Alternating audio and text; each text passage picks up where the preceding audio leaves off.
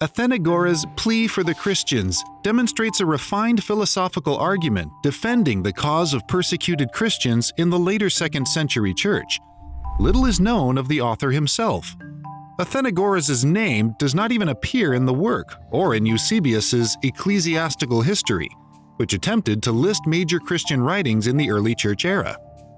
However, Athenagoras' style is distinct as someone with extensive training in the philosophy of Plato and in Greco-Roman rhetoric.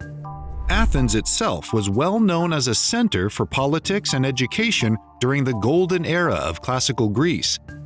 Following the Roman invasion of 146 BC, Athens' emphasis on philosophical education continued well into the next few centuries.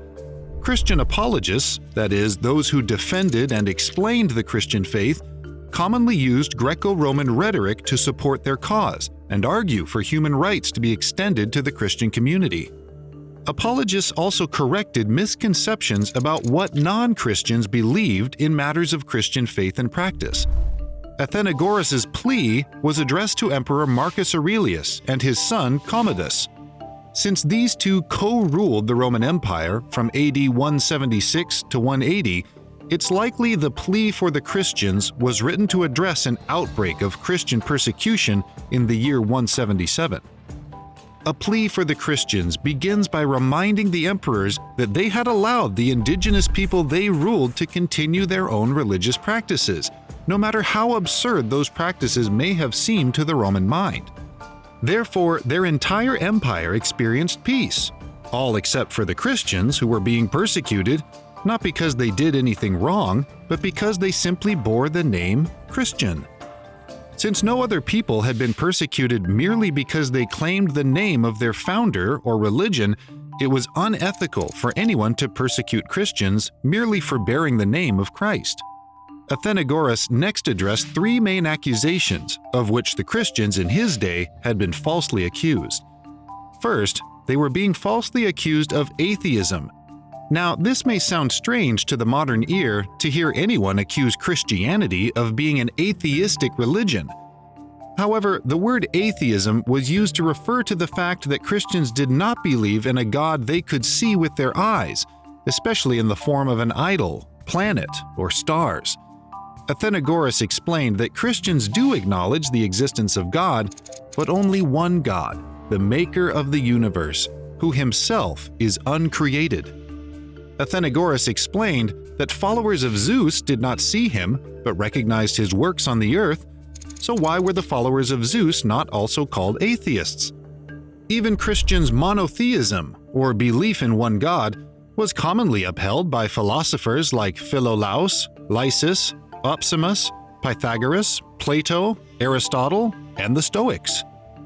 Athenagoras explained logically it would be impossible for two or more gods to exist because then one or more of them would have to be incomplete or imperfect.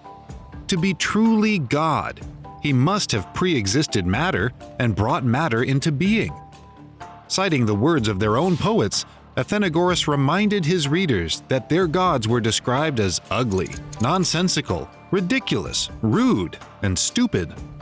The early church apologists, even under fear of persecution, spoke boldly and were not worried about offending the sensitivities of their readers when making spirit-led, logical points in their arguments.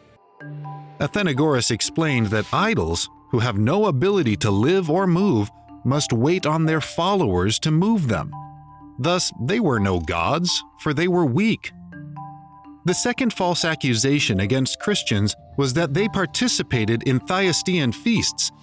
In other words, they were accusing the Christians of being cannibals. Again, this may sound strange to the modern ear, but the false accusation was made based on a literal understanding of the celebration of the Eucharist. Jesus taught his followers to continue a ceremony in which bread and wine were consumed as reminders of the sacrificial death of Jesus' body and blood, respectively. Athenagoras explained that Christians would have to kill someone before eating them literally, and since Christians abhor death and all violence, it would be impossible for this to happen in the first place. This included drug-induced abortions, which Christians considered to be murder.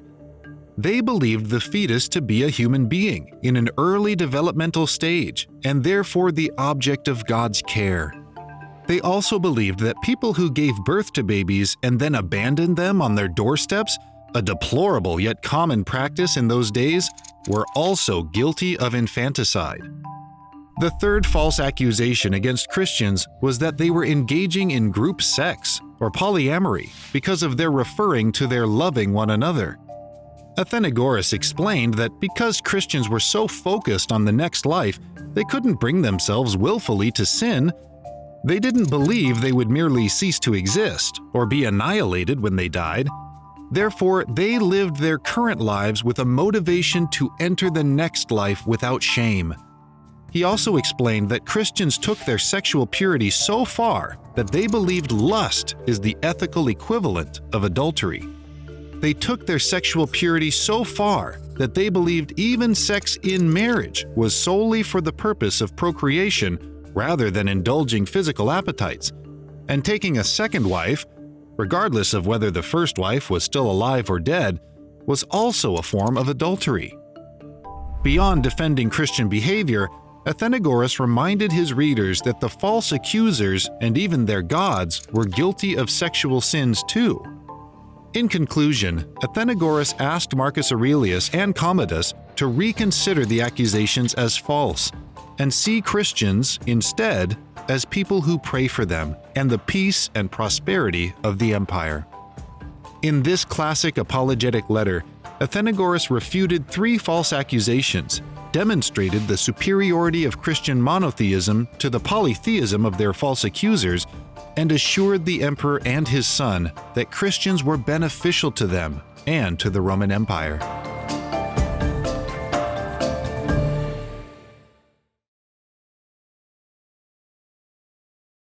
Thank you for watching this video. Don't forget to like and share, and make sure you subscribe so you don't miss any future videos.